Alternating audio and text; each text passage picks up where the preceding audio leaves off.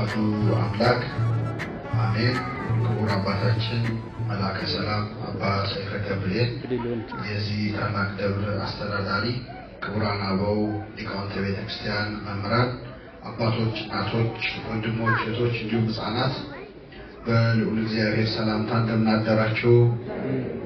እንደምናደራችሁ አሜን። ምሕረቱን ቸርነቱን አብዝቶ እስከዚህች ሰዓት ያደረሰን በእድሜያችን ላይ የዛሬዋን ዕለት ይህችን ሰዓት የጨመረልን በማለዳ በቤተ መቅደሱ እንድንገኝ ከሥርዓተ ቅዳሴው እንድንካፈል በቤቱ የሰበሰበን የአባቶቻችን አምላክ ልዑለ ባሕርይ እግዚአብሔር ስሙ የተመሰገነ ይሁን። ሲበሉም ኢየሱስ እንጀራን አንስቶ ባረከ፣ ቆርሶም ለደቀ መዛሙርቱ ሰጠና እንካችሁ ብሉ፣ ይህ ሥጋዬ ነው አለ። ጽዋንም አንስቶ አመስግኖም ሰጣቸው፣ እንዲህም አለ፣ ሁላችሁ ከእርሱ ጠጡ፣ ስለ ብዙዎች ለኃጢአት ይቅርታ የሚፈስ የሐዲስ ኪዳን ደሜ ይህ ነው። ነገር ግን እላችኋለሁ በአባቴ መንግሥት ከእናንተ ጋር ከዚህ ከወይን ፍሬ አዲሱን እስከምጠጣበት እስከዚያ ቀን ድረስ ከዛሬ ጀምሮ አልጠጣውም።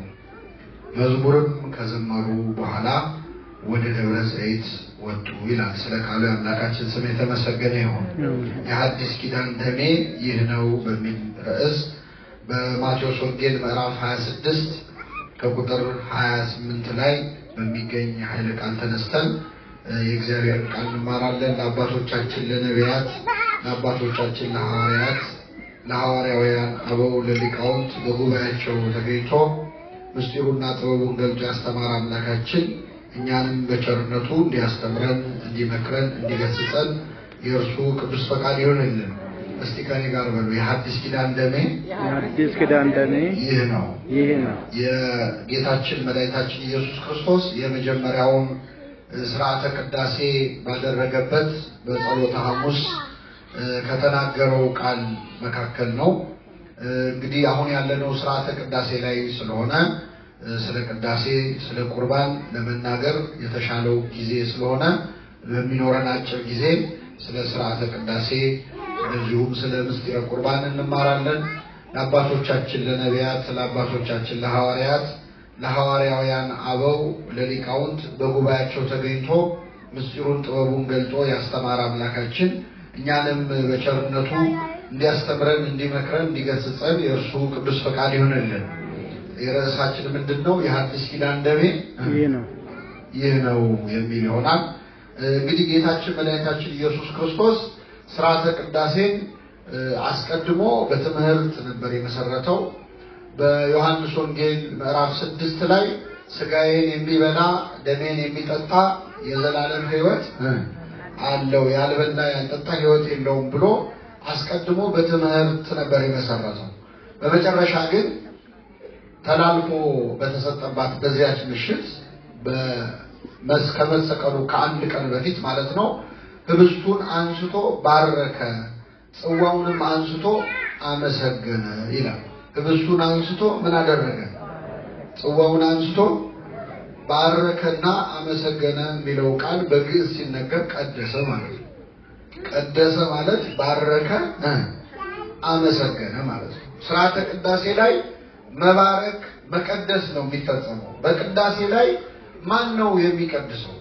ምንስ ነው የሚቀደሰው ካላችሁ፣ የሚቀድሰው ጌታችን መድኃኒታችን ኢየሱስ ክርስቶስ ራሱ ነው። የካህናት አለቃ ቀዳሹ እሱ ነው። የሚቀደሰው ህብስቱና ወይኑ ነው። ምን ወደ መሆን ነው የሚቀደሰው? ወደ ሥጋ አምላክ ወደ ደም አምላክ ነው የሚከብረው የሚቀደሰው። ስለዚህ ቅዳሴ የሚለውን ቃል ቤተክርስቲያናችን የወሰደችው አሁን ከጠቀስነው ከማቴዎስ ወንጌል ምዕራፍ 26 ላይ ነው። ባረከ፣ ህብስቱን አንስቶ ባረከ፣ ጽዋውንም አንስቶ ምን አደረገ? አመሰገነ። ባረከ፣ ቀደሰ የሚለውን ቃል ያሳያል ማለት ነው። ጌታችን በዚህ መሰረት የመሰረተውን ደግሞ አባቶቻችን ሐዋርያት ሥርዓት ሰርተው ጨመሩበት። ሐዋርያው ቅዱስ ጳውሎስ በአንደኛ ቆሮንቶስ ምዕራፍ 11 ላይ ከጌታ የተቀበልኩትን እኔ ደግሞ ለእናንተ አሳልፌ እሰጣለሁ ይላል። ከማን የተቀበልኩትን? ከክርስቶስ የተቀበልኩትን እኔ ደግሞ ለእናንተ አሳልፌ እሰጣለሁ። እርሱ ተላልፎ በተሰጠባት በዚያች ምሽት ህብስቱን አንስቶ ባረከ፣ ጽዋውን አንስቶ አመሰገነ። እንካችሁ ብሉ፣ እንካችሁ ጠጡ፣ ይህ ሥጋዬ ነው፣ ይህ ደሜ ነው አላቸው ብሎ ቅዱስ ጳውሎስ ስለ ቅዳሴ ያስተምራል ማለት። አስተምሮ ሲጨርስ ስትቆርቡ እንዲህ አድርጉ፣ እንዲህ እንዳታደርጉ ብሎ መመሪያ ከተናገረ በኋላ የቀረውን ነገር ደግሞ ስመጣ እደነግጋለሁ ይላል። መቼ እደነግጋለሁ? ተመልሼ ስመጣ ደግሞ የቀረውን አስተምራቸዋለሁ ይላል። ስለዚህ ሥርዓተ ቅዳሴን ክርስቶስ መሰረተው። አባቶቻችን ሐዋርያት ሥርዓት እየሰሩበት እየጨመሩበት ለመጀመሪያዎቹ 400 ዓመታት አሁን የምናየውን አይነት ቅርጽ እንዲይዝ ያደረጉት ቅዱሳን አባቶቻችን ናቸው። ክርስቶስ ሲቀድስ አሐዱ አብ ቅዱስ ብሎ አልቀደሰም። ሐዋርያት ተነስተው ተንሱ ጸልዩ አላሉ። አሁን ያየነውን አይነት ሥርዓት በብዙ መቶ ዓመታት ሰርታ የሰጠችን ቅድስት ቤተክርስቲያን ናት። ክርስቶስ ጀመረው፣ ሐዋርያት ቀጠሉት። ሐዋርያውያን አበው ከሐዋርያት በኋላ የተነሱ ቅዱሳን አባቶቻችን እነ ቅዱስ ባስልዮስ፣ ሌሎቹም ቅዱሳን አባቶች የክርስቶስን ሥጋና ደም እንዴት አድርገን መቀበል እንዳለብን ዘርዝረው አስተምረውናል ማለት ነው። ስለዚህ ሥርዓተ ቅዳሴ ብዙ ምስጢር ብዙ ትምህርት ያለው ነውና ቅዳሴን እናስቀድሰዋለን እንጂ ብዙ ጊዜ አንማረው። ቤተክርስቲያናችን ከሰሙነ ሕማማት ውጪ 365 ቀናት ሥርዓተ ቅዳሴ በየቀኑ ይደረጋል። እንደየሀገሩ ቢያንስ በየሳምንቱ ይደረጋል። ቅዳሴ ለምንድን ነው እናስቀድሰው? ምንድነው ሥርዓቱ? ውስጥ ያለው ትምህርት ምንድነው የሚለውን በትክክል ሰው ከተረዳ በእውነት ከዚህ ኦርቶዶክሳዊ ተዋሕዶ ቤተክርስቲያን አይወጣም። ብዙ ሰዎች ቤተክርስቲያንን ጥለው ሲወጡ አንዱ ማሳያው አስቀዳሽ አለመሆናቸው ነው። በትክክል ሥርዓተ ቅዳሴን የሚያስቀድስ ሰው ክርስቶስ በዚህ ቤተክርስቲያን እንዴት ባለ ክብር እንደሚገለጥ፣ እንዴት ባለ ሥርዓት እንደሚመሰገን፣ እንዴት ባለ ከፍታ ሥርዓተ አምልኮ እንደሚፈጸም ለመረዳት ከሥርዓተ ቅዳሴ በላይ ምንም ነገር የለም። በእውነት ለመናገር ስለ ሥርዓተ ቅዳሴ እንደው ጥቂት ነገሮች ልንገራቸው። አንደኛ በቤተ ክርስቲያናችን የመጨረሻው ትልቁ ተአምር የሚፈጸመው በሥርዓተ ቅዳሴ ነው። ከኔ ጋር ናችሁ? መምህር አሁን መቼስ ተአምር አሁን ዛሬ ቅዳሴ ስለሆነ ነው እንጂ እዚህ ቤተ ክርስቲያን አሁን ከሰማይ መስቀል ወረደ ቢባል ሰው የሚቀመጥበት ቦታ ይገኛል? አይገኝም። ወይ ደግሞ የሆነ እንደው መናፍስት የሚያወጣ ወይ እንደው ሀብተ ፈውስ ያለው ሰው መጣ ቢባል፣ ዓይን የሚያበራ ድውይ የሚፈውስ ሽባ የሚተረትር መጣ ቢባል መቀመጫ ይኖር። ግን በቤተ ክርስቲያን የመጨረሻውን ትልቅ ተአምር የሚፈጽመው በሥርዓተ ቅዳሴ ላይ ምንድነው ካላችሁ፣ ካህናቱ ህብስትና ወይን ይዘው ከቤተልሔም ወደ ቤተ መቅደስ ይገባሉ። ሲወጡ የክርስቶስን ሥጋና ደም ይዘው ይወጣሉ። ከዚህ በላይ ተአምር አለ? የለም። ህብስቱን ወደ ሥጋ አምላክ ወደ ደም አምላክ ሥጋ መለኮት ደመ መለኮት ከማድረግ በላይ እግዚአብሔር ምንም አይነት ተአምር ሊሰራልን አይችልም። ይህንን ተአምር የሚፈጸመው በሥርዓተ ቅዳሴ ላይ እንዴት ነው የሚሆነው? ይህን የሚያውቀው ባለቤቱ ነው። ክርስቶስ ለሐዋርያቱ እንካችሁ ብሉ፣ ይህ ሥጋዬ ነው፣ እንካችሁ ጠጡ፣ ይህ ደሜ ነው አላቸው።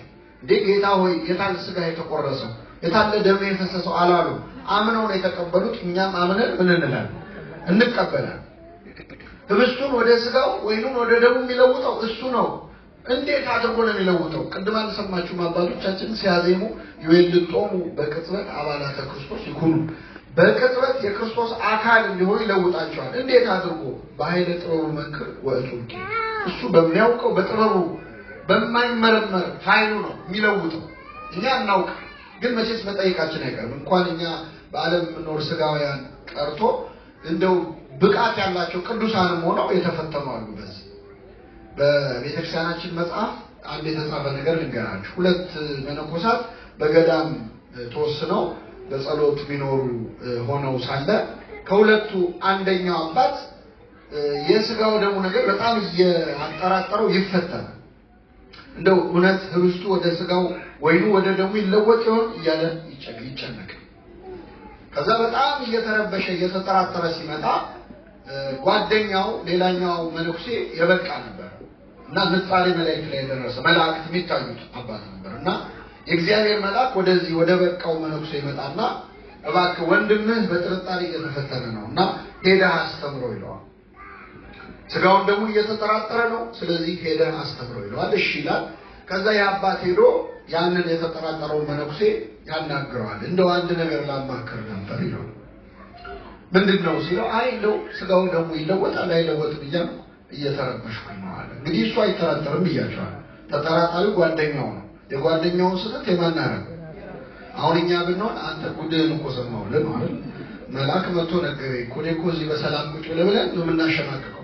እሱ ግን የወንድሙን ድክመት የራሱ አድርጎ እንደው ተጠራጠርኩ ሲለው እሱማ እኔም መናገር አሳፍሮኝ ነው እንጂ እኔም እኮ ምን እላለሁ እጠራጠራለሁ። ታዲያ ለምን ሱባኤ አንይዝም በእግዚአብሔር ለምን አይገልጥልንም ብለው እነዚህ ሁለት መነኮሳት ሱባኤ ይዛሉ። ሱባኤ ይዘው ሱባኤያቸውን እንደጨረሱ ሁለቱም ቀሳውስት ነበሩ። ቤተ መቅደስ ገብተው ማስቀደስ ጀመሩ። ቤተ መቅደስ ገብተው ሲያስቀድሱ በቅዳሴው መካከል ሀበነ የሚባልበት ቦታ አለ አይደል? ካህኑ ሀበነ በሚል ሰዓት እነዚህ ሁለት መነኮሳት ብቻ አንድ የሚያስደነግጥ ነገር ተመለከቱ። ይኸው ምንድነው? የሚቀድሰው ካህን እጁ በደም ተለውሶ ስጋውን ደሙን የሚፈትተው ካህን እጁ በደም ተለውሶ ራሱ እንኳን አያየው። እነዚህ ግን ሁለት መነኮሳት አዩ። ባዩ ጊዜ ከሁለቱ አንደኛው መጀመሪያ የተጠራጠረው ያለበቃ ስለነበር ደንግጦ ራሱን ስቶ ወደቀ። ራሱን ስቶ ወድቆ ሕዝብ ከተበተነ በኋላ ነው የነቃው። ከዛ ሲነቃ የበቃው ወንድሙ ምን አለው? አንችለውም ብሎ እግዚአብሔር ሰውሮብን ነው እንጂ ይህ ተአምር እኮ በየዕለቱ ይፈጸማል። አሁን ዛሬ ባስቀደስነው ቅዳሴ ላይ ይህ ተአምር ተፈጽሟል። እግዚአብሔር አቅማችን እንደማይችል ስለሚያውቅ መቼስ ህብስቱ ወደ ስጋው ወይኑ ወደ ደሙ ሲለወጥ ብናይ ቆመን ማስቀደስ እንችላለን? ማን ደፍሮ ይቀበላል? ማን ይጠገል? ስለዚህ እግዚአብሔር በቸርነቱ ሰውሮት ነው እንጂ በየቀኑ ይህ ተአምር በቤተ መቅደስ ውስጥ ምን ይላል? ይፈጸማል። ስለዚህ ትልቁ ተአምር የሚፈጸመው በቅድስት ቤተ ክርስቲያን በሥርዓተ ቅዳሴ ላይ። ይህንን ሌላም አባት እንደዚሁ ገጥሞታል። ልክ እንደዚህ ባለች አንድ ከተማ ላይ ያገለግል የነበረ ዮሐንስ ሳባ የሚባል አባት በቅጽል ስሙ አረጋዊ መንፈሳዊ ይባላል። እስኪ በሉ አረጋዊ መንፈሳዊ። የአባት በሚያገለግልበት ከተማ በጣም ትሁት ነበርና ቅዳሴ ቀድስ ሲሉት እናንተ ቀድሱ፣ እኔ መስዋዕቱን ሰራለሁ፣ ፍም አፍማለሁ፣ መቅደሱን አጸዳለሁ። አስተምር ሲሉት እኔ መጽሐፍ አቀርባለሁ፣ እናንተ አስተምሩ ይላል። በጣም ትሁት ነበር።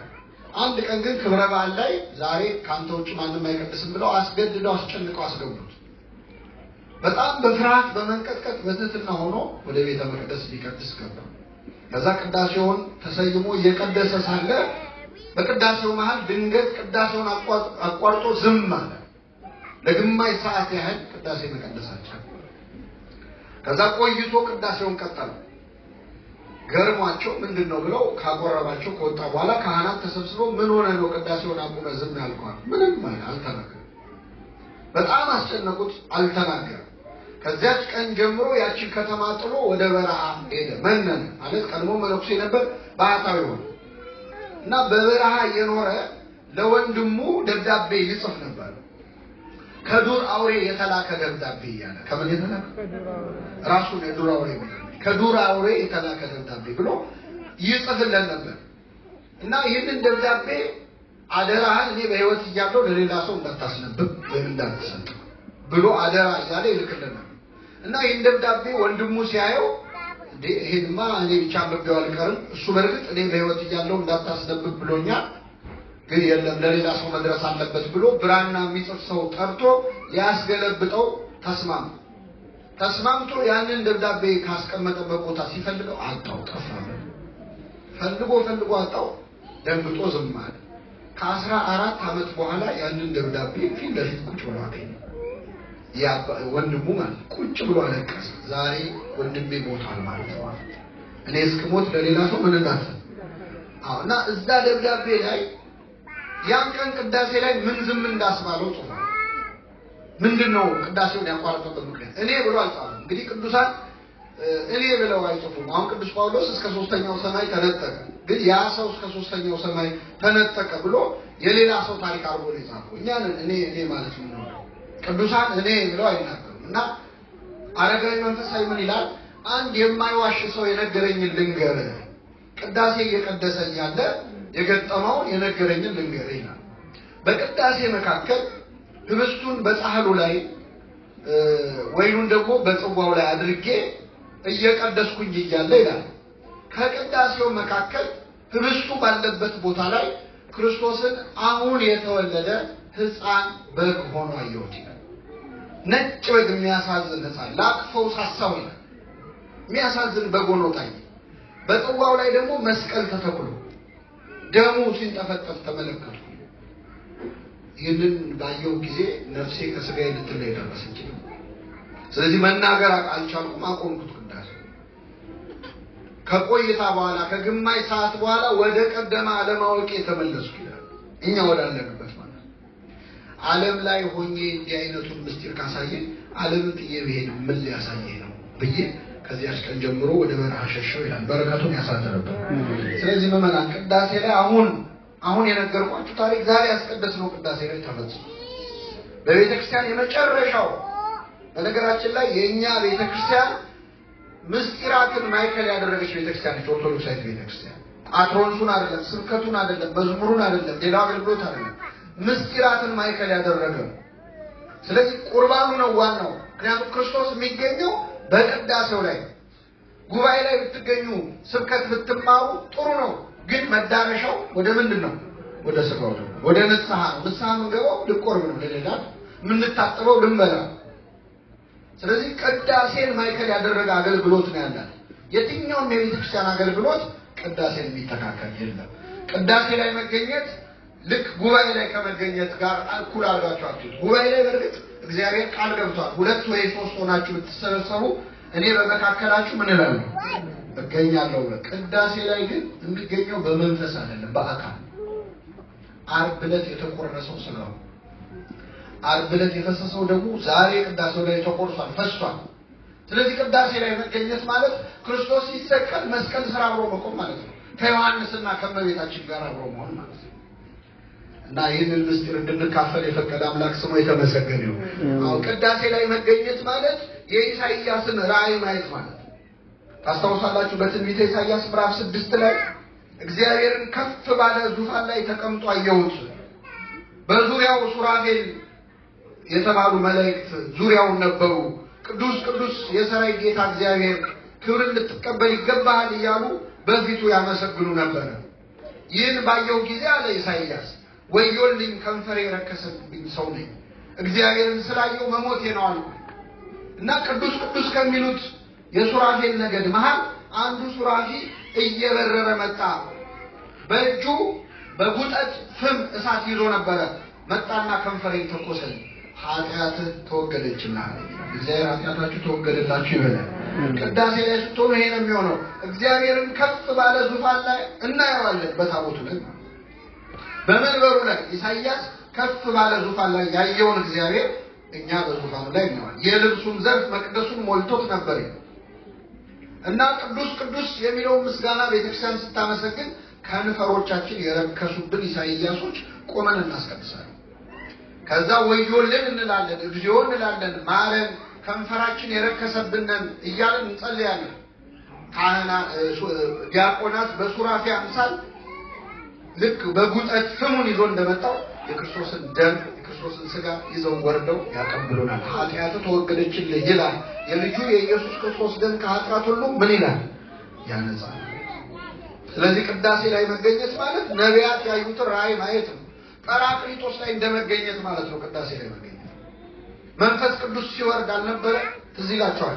በሐዋርያት ሥራ ምዕራፍ 2 ላይ መንፈስ ቅዱስ ቤቱን አናወጸው፣ በእሳት በነፋስ አምሳል ተገለጠ። መንፈስ ቅዱስ የሚወርደው ጰራቅሊጦስ ቀን የወረደው መንፈስ ቅዱስ ቅዳሴ ላይ ስታስቀድሱ፣ እንደው የፈለገ እንቅልፋችንን መጥቶ ቢሆን እዚህ መተን ብናንቀላፋ ይሻላል። ምክንያቱም ጰራቅሊጦስ እንዳያመልጥ ማለት ነው። የጰራቅሊጦስ ቀን የቀረ ሐዋርያ ምን አይነት ያልታደለ ነው! ተኝቼ ነበረ ብሎ ቢቀር ማለት የጰራቅሊጦስ ቀን። ከዛ በኋላ የሚመጣው ጸጋ እኮ ብዙ ነገር እኮ ብዙ ስራ የሚሰራበት ኃይል እኮ ነው ያለው። ስለዚህ ማስቀደስ ማለት ጰራቅሊጦስ ላይ መታደል። ማስቀደስ የኤማሁስ መንገድ ላይ ከክርስቶስ ጋር አብሮ መሄድ ነው። ታስታውሳላችሁ የሉቃስ ወንጌል ምዕራፍ 24 ላይ ጌታችን በተነሳባት በዚያች ሰንበት ምሽት ላይ ተስፋ ቆርጠው 2 ሰዎች በቃ ከዚህ በኋላ እኛ ይነሳል ይቤዠናል ብለን ተስፋ አድርገን ነበር፣ ይኸው ከሞተ 3 ቀን ሆነ ብለው ተስፋ ቆርጠው ከመንገድ ሲሄዱ ክርስቶስ አብሯቸው በመንገድ ይሄድ ነበር። በመንገድ ያናገራቸው አላወቁትም ማን እንደሆነ። ምንድነው የምትነጋገሩት አላቸው። አይ ስለ ናዝሬቱ ስለ ኢየሱስ ነው፣ እኛ ይቤዠናል ብለን ነበር፣ ይኸው ተሰቅሎ ከሞተ 3 ቀን ሆኗል። አብረው እየነገራቸው ቃሉን እየሰበካቸው በነቢያት ስለሱ የተናገረውን መጻሕፍት እየተረጎመላቸው ኤማሁስ ደረሱ። መሽቷል አብረን ደር ብለው ቤት ጋበዙት። ገባ ክርስቶስ ገባ፣ ቆርሶ ሰጣቸው። ልክ ቆርሶ ሲሰጣቸው አይናቸው ተከፈተ። በመንገድ ሲያናግረን መጽሐፍትን ሲተረጉምልን ልባችን ሲቃጠል አልነበረ? ቅዳሴ ማስቀደስ ማለት የሚገርማችሁ ኢትዮጵያ ኦርቶዶክስ ተዋሕዶ ቤተክርስቲያን የኤማውስ መንገደኞችን ታሪክ ነው። የቅዳሴው ቅርጽ ነው። የመጀመሪያው ቅዳሴ መግቢያው ክፍል ግብአተ መንጦላዕት የሚባለው ክፍል የኤማውስ መንገደኞች ከክርስቶስ ጋር የተዋወቁበት ነው፣ የተነጋገሩበት ነው። የዝግጅት ክፍል የሚባለው ቅዳሴ። ሁለተኛው መጽሐፍትን የተረጎመበት ቦታ ደግሞ መልእክታት የሚነበቡበት የቅዱስ ጳውሎስ መልእክት፣ የሐዋርያት ሥራ የሚነበብበት፣ የሌሎች ሐዋርያት የሚነበብበት፣ ከዛ ወንጌል የትምህርት ክፍል ምስባክ የሚሰበክበት መጽሐፍትን ሲተረጉምልን ልባችን ምን ሲል ነበር የተባለበት። ሶስተኛው ክፍል ቆርሶ ሰጣቸው፣ አይናቸው ተከፈተ። ቆርሶ የሚሰጠን የክርስቶስ ሥጋና ደም። ስለዚህ ሥርዓተ ቅዳሴ ላይ መገኘት የመጨረሻው ክብር ነው። አምላካችን አስቀድሶ ለመቀደስ ያብቃል። አዎ በሥርዓተ ቅዳሴ ብዙ ምስጢራት አሉ። እኔ አንድ ሶስት ነገሮች ነግሬያችሁ አጠቃልላለሁ። በሥርዓተ ቅዳሴ ላይ ቤተክርስቲያናችን የማትጸልይበት ርዕሰ ጉዳይ ነው። የማትጸልይበት ለሁሉ ትጸልያለች፣ ስለ ሁሉ ነገር ትጸልያለች። ምናልባት አሁን እኛ የሆነ ክስተት ሲከሰት ለምንድን ነው ቤተክርስቲያን በዚህ ጉዳይ ላይ የማትጸልየው ይላል። መቼ አቋርጣ የምታውቀው?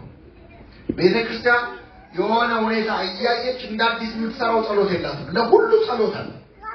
ለሁሉ ሰው፣ ለሁሉ ሁኔታ ሄዶ መፈለግ ብቻ ነው። ቅዳሴው ላይ ተሰርቶ ያለቀ ጸሎት ነው ያለ። ቅዳሴው ላይ ለተገኘው ሰው ይጸልያል። ቤቱ ለተኛው ሰው አይጸልይም? መባ ለሚሰጡ ሰዎች ይጸልያል አይጸልይም? ላልሰጡ ሰዎች ይጸልያል። ለሰጡ ሰዎች ራሱ ሲጸልይ ብዙ ለሰጠ የሚጸልይ ይመስላል። አንዳንድ ትንሽ ለሰጠ አይደለም። ዘብዙ ወዘህዳት፣ ብዙም ቢሆን ጥቂትም ቢሆን ለሰጡ ዘቡ ወዘጋት፣ ስናያቸውም ሳናያቸው በስውርም በግልጽም ለሰጡ ትጸልያለች። ላልሰጡ ደግሞ ፈቃዳቸውን ተቀብለ መንግስተ ሰማያት አውርሳቸው። ለሁሉ ነው የምትጸልየው። ማለት ስለሌላቸው ነው ጌታ ሆይ ያልሰጡ፣ ቢኖራቸው ኖሮ ምን ይሉ ነበር? የሰጡ ነበር። ተቀበላቸው ብላ ለሁሉ ትጸልያለች። ቅዳሴ ላይ የማይጸለይለት አካል የለም። በስደት ላይ ላሉት፣ በብዙ መከራ ላይ ላሉት፣ በደዌ ለተያዙት ሰዎች፣ ስለ ሁሉ ከሀገራቸው ስለወጡ ሰዎች ይጸልያል። ምን አድርጋቸው ብላ ከሀገራቸው ለወጡ ምን አለ አላችሁ? ከሀገር ለወጣ ምን አድርግለት ተብሎ ነው? ወደ ሀገሩ ምን በለው? በፍጹም እንደዛ ቢባል አሜን አትሉም እናንተ። በስንት መከራ የመጣ ነው አሜን አትሉ።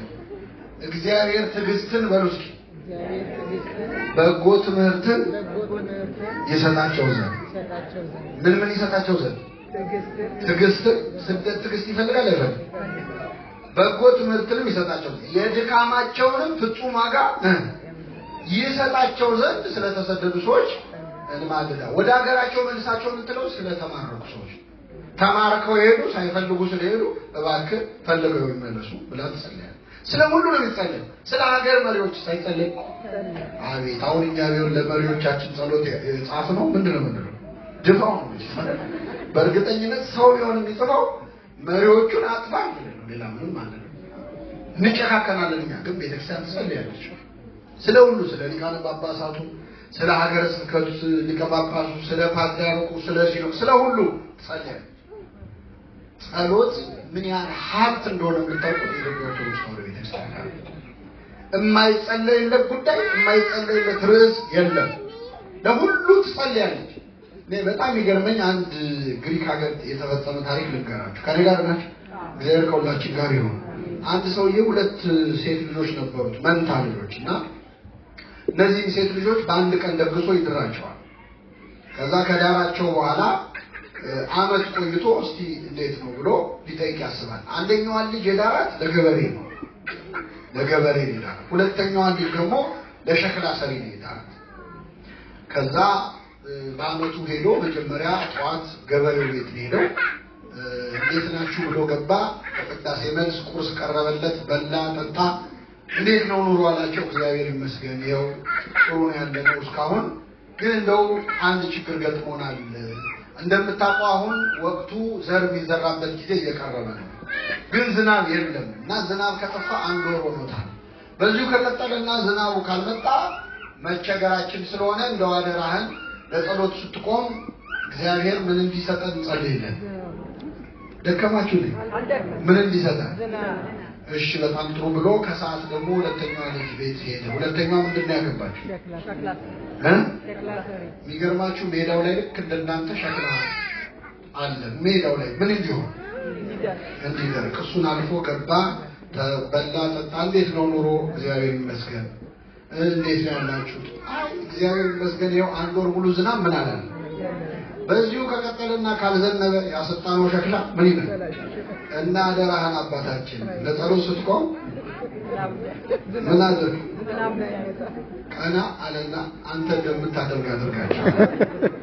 ቅዳሴያችን ግን ምን ይላል? በሚሻበት ቦታ በሉስ ምን በሚልበት ምን ማለት ነው? በሚሻበት በሚፈልግበት ቦታ ዝናቡን ያዘንብ ዘንድ ስለ ዝናብ እንማልዳለን።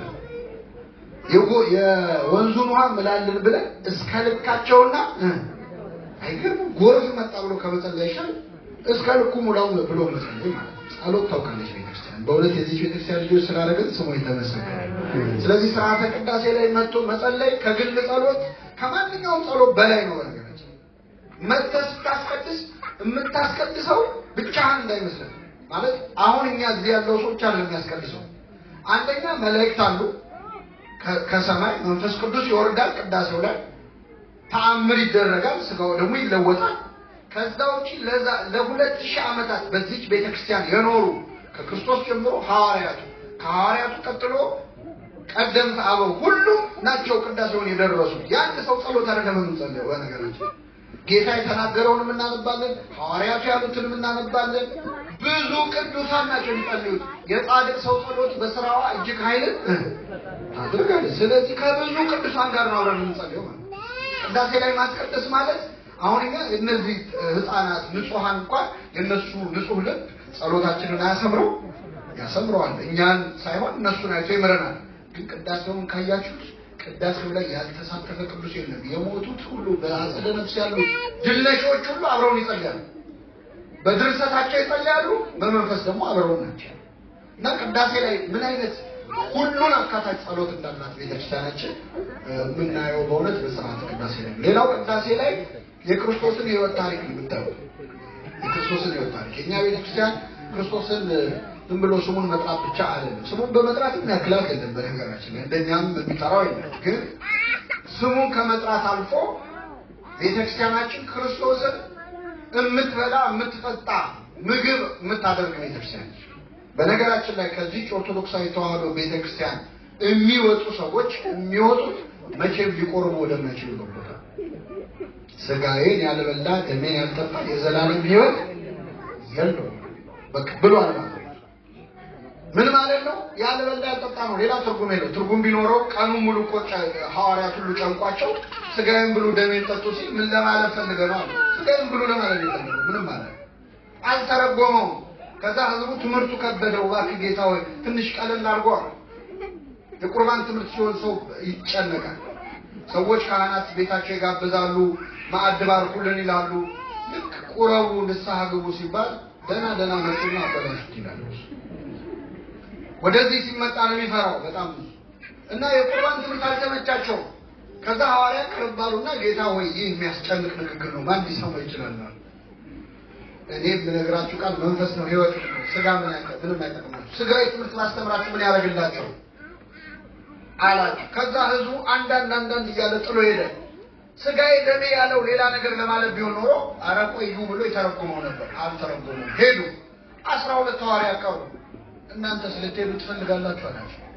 መሄድ ከፈለጋችሁ ሂዱ አላችሁ። ጌታ ምን አለ? ማነው? ቅዱስ ጴጥሮስ ጌታ ሆይ ወደ ማን እኔ ይላል? አንተ የዘላለም ሕይወት ቃል አለ። ስጋዬን የሚበላ ደሜን የሚጠጣ የዘላለም ሕይወት አለው የሚል ቃል አለ። ወዴት እንሄዳለን? ስለዚህ እቺ ቤተክርስቲያን ስጋውን ደሙን መቀበል የምትችሉባት ቤተክርስቲያን ነች። ዝም ብሎ ስሙን እየጠሩ መዝለል አይደለም። ያለ ስጋው ያለ ደሙ ሕይወት ሊኖረን አይችልም። እና ስርዓተ ቅዳሴ ላይ ከቤተልሔም ካህናት ሲነሱ ክርስቶስ እንደተወለደ ነው የሚቆጠረው። ከቤተ መቅደስ እስከ ከቤተልሔም እስከ ቤተ መቅደስ የሚደረገው ጉዞ ቀራንዮ ነው። ቅዳሴው መስቀል ላይ ነው የሚካሄደው። ታቦቱ መስቀል ነው። አልፋና ኦሜጋ የተጻፈበት ታቦት የክርስቶስ ስጋና ደም የሚፈሰስበት መስቀል ነው። ቀራንዮ ነው። ቅዳሴ ላይ የሚሆነው እያንዳንዱ ነገር መስቀል ላይ የሆነው ነው። ቅዳሴ ላይ የኛ ቤተክርስቲያን መጋረጃው መንጦላይቱን ዘግታ ነው የምትቀድሰው። አንዳንድ ሰዎች የሌላ ቤተክርስቲያናት ልምድ ያውና ምን ነው ለምትሸፋፍሩታላችሁ ግለጡት ጌታ መጋረጃ የቀደደው እኮ ዓርብ ነው እንጂ አልዘጋም ይላል። አይ ትልቅ መጋረጃ ጋርዷል። ፀሐይ ጨልማለች አይደል? ጨረቃ ደም መስላለች። እርቃኑን አናይም ብለው ስለዚህ ቤተክርስቲያናችን እንደ ፀሐይ እንደ ጨረቃ መጋረጃ ዘግታ መንጦላይቱን ዘግታ ቅዳሴው ላይ መስቀል ላይ እንደሆነው ከጌታ በስተቀኝ የተሰቀለውን በዲ ጌታ ወይ በመንግስት በመጣ ጊዜ ምን በለ ያለውን ጸሎት ደግሞ እዚሁ ቅዳሴ ላይ ያለነው ወንበዴዎች በዚህ ማን አዜማዋል። ጌታ ወይ ተዘከረን እግዚኦ በውስተ መንግስት በመንግስት በመጣ ጊዜ ምን በለ አስብ። የምትገርም ቤተክርስቲያን ይጠቅማል ብላ ካሰበች የወንበዴ ጸሎት አትመር ይጠቅማል ላይ ሰርቷል። ይሄን ወንበዴ ገነት አስገብቶ ስለዚህ ይሰራል ብላ ፍቱን ስለሆነ ይህንን ጸሎት ሁሉ የዛኔ መቶ አለቃ ጸሎቱን ቅዳሴያችን ላይ ይገርማቸዋል። አንዴ መቶ አለቃ ጌታ ወይ ልጄን ፈውስልኝ አለው። እሺ ብሎ መንገድ ሲጀምር አይ ፈውስልኝ እንጂ ቤቴን አላልኩም እንዳትመጣ ከቤቴ ጣራ በታች ልትገባ አይገባኝም። ቃል ብቻ ተናገር ልጄ ይፈወሳል። እኔ ባሪያዎች አሉኝ ና ስላቸው ይሄዳሉ ይመጣሉ፣ ሂድ ስላቸው ይሄዳሉ። በሽታ ላንተ ምን ነው? ውጣ ብትለው ይወጣል፣ ግባ ብትለው ይገባል። ስለዚህ ቃል ብቻ ተናገር ልጄ ምን ይላል? ይፈወሳል። ክርስቶስ ደስ ይላል። እንዴት ያለ እምነት ነው ብሎ ልጁ ፈወሰና ቅዳሴ ላይ ይህንን ጸሎት እንጸልያለን። የሚቆርብ ሰው ከመቁረቡ በፊት ጌታ ወይ ከረከሰው ከሰውነቴ ጣራ በታች ልትገባ አይገባኝም፣ እኔ እንዴት ያንተን ስጋና ደም እቀበላለሁ እያል እየፈራ እየተከለከለ እንጸልያለን። ስለዚህ ስርዓተ ቅዳሴ ላይ ወንጌል ላይ የሆነው ሁሉ ይሆናል። ቅዳሴው ተፈጸመ የምንቆርብበት ሰዓት ክርስቶስ የተሰቀለበት ሰዓት ነው። ከ6 ሰዓት እስከ 9 ሰዓት በአገራችን የሚቀደሰው ለጾም የመስቀሉ ሰዓት ተፈልጎ ነው። መስቀል ላይ የሆነው ስለሆነ ቅዳሴ ላይ የሚሆነው ከዛ ስጋውን ደግሞ እንቀበላለን፣ አንድ እንሆናለን ከእሱ ጋር ከሆነን በኋላ አመስግነን ስርዓተ ቅዳሴው ተከናውኖ ካህናቱ ወደ ቤተ መቅደስ ይመለሳሉ። የመቅደሱ መጋረጃ ምን ይላል? እርገት ሆነ ይባላል። ክርስቶስ አረገ ማለት ከልደቱ ተነስተን ምኑ ጋር ደረሰ? እርገቱ ጋር። ሲያረግ ክርስቶስ ደቀ መዛሙርቱ ወደ ላይ ያዩ አንጋጠው አዝነው ሲያዩ ደመና ሰውራ ተቀበለች ይላል። ልክ እኛ መጋረጃው እንደምንዘጋው ደመና ሰውራ ተቀበለች። ከዛ ሁለት መላእክት መጥተው እናንተ የገሊላ ሰዎች ሆይ ስለምን ተክዛችሁ ቆማችኋል? ሲሄድ ያያችሁት ክርስቶስ ተመልሶ ምን ይላል? ይመጣል፣ በሰላም ወደ ቤታችሁ ሂዱ እንዳሏቸው ዲያቆናትም ወጥተው ካህናትም ወጥተው ጸሎት አድርገው በሰላም ግቡ ብሎ ያሰናብቱ። ይህችን ቤተክርስቲያን የሰጠን አምላክ ስሙ የተመሰገነ። ስለዚህ ስርዓተ ቅዳሴ ወንጌሉን በህይወት የምንኖርበት የመጨረሻው መንፈሳዊ ምስጢር የሚፈጽምበት ነው። አንድ ነገር ተናግሬ ላብቃ። እንግዲህ ቅዳሴ ዋነኛ የሚቀደሰው የክርስቶስን ስጋና ደም ምን እንድንል ነው? እንድንቀበል ነው። ስጋውና ደሙን እንድንቀበል ነው። በጣም ትልቁ ችግር አስቀዳሽ አለ፣ ቆራቢ ግን በጣም ይቸገራል። የኢትዮጵያ ኦርቶዶክስ ተዋሕዶ ቤተክርስቲያን ምዕመናን ትልቁ ችግር መቁረብን በተለይ ወጣት ስጋውን ደሙን መቀበል አለበት ብለው አያምኑም። በጣም ብዙ ሰዎች አያምኑ። ይህን የምታውቁት ለምሳሌ የሆነ ሚዲያ ላይ አንዲት እድሜያቸው የገፋ ሴት ወጥተው ከእድሜያቸው ላይ የሚጠበቅ ነገር ቢያደርጉ ሰው ምንድነው የሚሰጠው አስተያየት? በምን ወት እንዲያረጋሉ? በመቁረቢያ ወት። መቁረቢያ ማለት እርጅና ነው ብሎ ነው ያስቡ። የክርስቶስ ስጋና ደም ለወጣት ለህፃናት ለአረጋውያን ተብሏል። ስጋዬን ብሉ ደሜን ጠጡ ብሎ የተናገረው ለሁሉም ነው። እንደውም በወጣትነት ሊሆን የበለጠ ስጋው ደግሞ የሚያስፈልገው ረድኤተ እግዚአብሔር የሚያስፈልገው የዛኔ ስለሆነ ማለት ያለ እኔ ምንም ማድረግ አትችሉም ስለሚል ያለ ስጋው ደግሞ እርዳታ እንዴት የፈተናውን ዘመን ማለፍ ይቻላል? ሁሉም ሰው ስጋውን ደግሞ መቀበል አለበት። አንዳንድ ሰው ምንድነው አይኔ እኮ ስጋውን ደግሞ አክብሬ ነው ብሎ በጣም ይገርማቸዋል። አለመቀበሉን እግዚአብሔር አይቶ እንዲያጠርበስ አለመቀበል ማለት ደፋር ስላልሆነ እና ሌሎች የተቀበሉት ደፋር ስለሆነ ነው። እሱ ግን ትሁት ሆኖ ተብሎ ሊታሰብ ይሉት በጣም አደገኛ አስተሳሰብ። ስጋው ደግሞ ላይ የምናደርገው የመጨረሻ ድፍረት አለመቀበል መድኃኒትነቱን ካመንክ የማትቀበለው ከሆነ አላመንክበትም ያሰኝ። ስለዚህ ሁላችን ለስጋው ደግሞ ያምካል። አሁን ችግሩ ምንድነው? እኮ መቁረብ እኮ እንቆርባለን፣ ግን ተመልሼ አታውቅም ሰራስ ብዙዎቻችን ተመልሼ በወድቅስ ቤተክርስቲያናችን ሰዓታቷን የምትጀምረው በዚህ ትንቢተ ሚልክያስ ምዕራፍ 2 ቁጥር 8 ላይ ባለ ቃል ነው። እስቲ ከኔ ጋር በሉ ጠላቴ ሆይ አይደከማችሁ መሰለኝ። እሺ በሉ በወድቅ እነሳለሁ። በወድቅ ምን እነሳለሁ። እኛ ምንድነው ግን ብነሳ ወድቃለሁ። ገለበጡ አይደል? እኔ እኮ አሁን ሳምገባ ተመልሼ ወድቃለሁ አይደለም። በወድቅ እነሳለሁ፣ በጨለማም ብመላለስ እግዚአብሔር ብርሃን ይሆንልኛልና በእኔ ላይ ደስ አይበል። እመኒ ወደቁ ተነሳ በወድቅ ምን እላለሁ እነሳለሁ ነው የኛ ሃይማኖት ማለት ነው። እግዚአብሔር ለምን ወደቃችሁ አይደለም፣ ለምን አልተነሳችሁ? ቅዱስ ጴጥሮስ እኮ ጌታም ከአንዴ ሶስቴ ካለው ቆርቦ ሊወጣ በጣም ይገርም። ቆርቦ ወጥቶ ሐሙስ ዕለት ከአንዴም ሶስቴ አላውቀውም ነው ሰውየውን አላውቀውም ነው። ግን ቆርቦ የካደው ጴጥሮስ መጨረሻ ላይ ወደ ስፍራው መለሰው። ጭቃ ላይ የወደቀ ነገር አንስተን ወልውለን ቦታው ላይ እንደምንመልሰው ጴጥሮስን በንስሐ አጥቦ ወልውሎ የሚገርማችሁ ሐሙስ ዕለት እሳት ዳር ነበረ ክርስቶስን የካደው ጴጥሮስ። የዮሐንስ ወንጌል ምዕራፍ 1 ላይ ክርስቶስ ድጋሚ ጴጥሮስን ያናገረው እሳት ዳር ሲያስታውሰው እሳት ሲሞቅ የካደው እስቲ እሳት ስትሞቅ ምን ብሎ የዮና ልጅ ስምዖን ሆይ ከሌሎቹ ይልቅ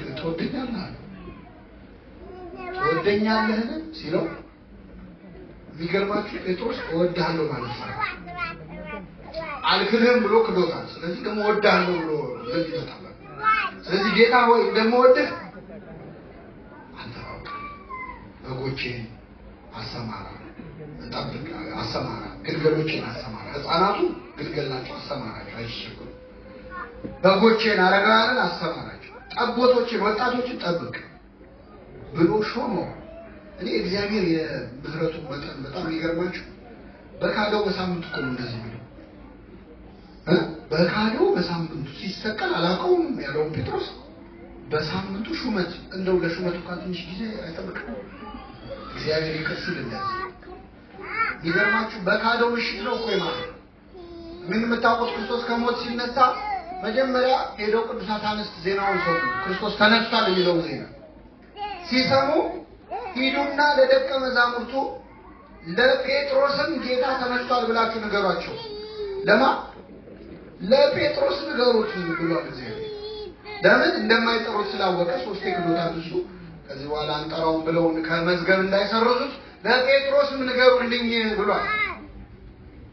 አሁን እኛ ብለን በመከራ ቀን የካደንን ሰው በደስታ ቀን እንጠራዋለን፣ ለነገሩ እንጠራዋለን። ይቃጣል ብለን ይውጣላት ታከየው እኛ እኮ ለምሳሌ ነው።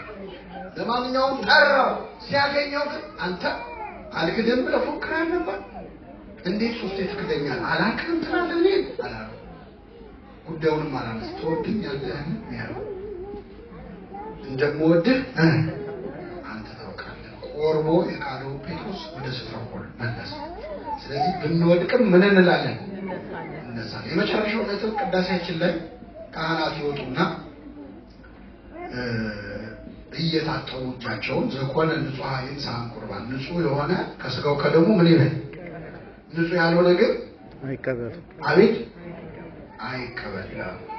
እና በጣም ብዙ ሰው ያጉረመርማል በሆዱ የማይዋሸው እንደዚህ ያሰራሩን ቤት በኩል ነው የምንቀበለው ብሎ ያጉረመርማል። እሱ ሲያጉረመርም ዲያቆኑ ደግሞ የቄሱን ቃል ያቃለላል ይላል። ወይም የሳቀና ምን ያለ አንተ ታጉረመርማለህ እሱ ይረማል። ምን ማለት ነው? ንጹህ የሆነ ስጋውን ደግሞ ይቀበል ማለት ነው። ማን ንጹህ አለ? የለም። አልቦ ንጹህ በቅድመ ይከለ ያለው ቅዱስ ዮሐንስ ራሱ ወንጌል በእግዚአብሔር ፊት ንጹህ አለ? ሰማያት እንኳን በፊቱ ንጹሃን አይደሉም ይላል ይሄው ቃሉ። ሰማያት መላእክት እንኳን በፊቱ ንጹህ አይደሉም። ከሱ አንፃር ሲታይ ማን ንጹህ ኖሮ ነው ቤተክርስቲያን ንጹህ ያልሆነ? በነገራችን ላይ ስጋውን ደግሞ ለመቆይ ይሄን መለስበታለሁ። እንደውም በደህና ጊዜ ግዕዝ ስለማንሰማ ነው እንጂ የሚገርማችሁ ቅዳሴ ላይ መቁረብ ያለበት ንጹህ የሆነ ብቻ አይደለም የሚለው ቅዱስ የሆነ ነው። ቅድሳት ለቅዱሳን የተቀደሰው ስጋው ደግሞ የሚገባው ለነማን ነው? መልሱ እንጂ ለቅዱሳን ማለት እዚህ ለምታውቁ ቅዱሳን ስጋውን ደግሞ ለመቀበል ብቁ የሆነው በትክክል ብቁ የሆነ ማን ነው ተቀበል እመቤታችን ስጋውን ደግሞ ለመቀበል እንደርሱ አይነት ንጽህና ያስፈልጋል። ቅዱስ ባስልዮስ ውዳሴ አምላክ በተባለ ጸሎቱ ላይ እመቤቴ ሆይ የልጅሽን ስጋ ዛሬ ልቀበለው ነው። አንቺ እሱን ስትቀበይ የነበረሽን ንጽህና አውቀዋለሁ፣ የኔ ርኩሰት ደግሞ አውቀዋለሁ። የአንቺን ንጽህና ለእኔ አድርጊልኝ ይላል። ለሁላችን ታደርግልን። ስለዚህ የፈለገ ቢመጣ ብትነጻ 30 ንስሐ ገባ እንደ ድንግል ማርያም ብትነጻ አትችልም። ንጹህ የሆነ ቅዱስ የሆነ ነው የሚለው። አረ ቅዱስ ጳውሎስ ደግሞ በዚህ ብቻ አላበቃ። ስጋውን ደሙን ከመቀበሉ በፊት ሰው ራሱን ይፈትን፣ ከዛ ከስጋው ከደሙ ይብላ ይጠጣ ሳይገባው ምን ሳይለው ሳይገባው ነው ሳይገባው ምናምን ብሎ ማላላት ማጥበቅ አማርኛ ላይ ያለችው አካል ሳይገባው ነው እንዘ ይደልዎ ነው የሚለው። ሳይገባው የጌታን ስጋና ደም የሚቀበል የጌታ ስጋና ደም ዕዳ አለበት። ሰው የገንዘብ ዕዳ ሊኖርበት ሰርቶ ይከፍለዋል። የስጋው ደግሞ ዕዳ ጌታ መጥቷል። ለአምላክ አምላክን የስጋው ደግሞ እኮ ከሰማይ ከምድር የከበረ ነው። ፈጣሪ እኮ የስጋው ደግሞ ዕዳ አለበት። ሰው ግን ራሱን ይፈትን፣ ከዚያ ከስጋው ከደሙ ይብላ ይጠጣ ንስሐ ገብቶ ራሱን ይፈትን።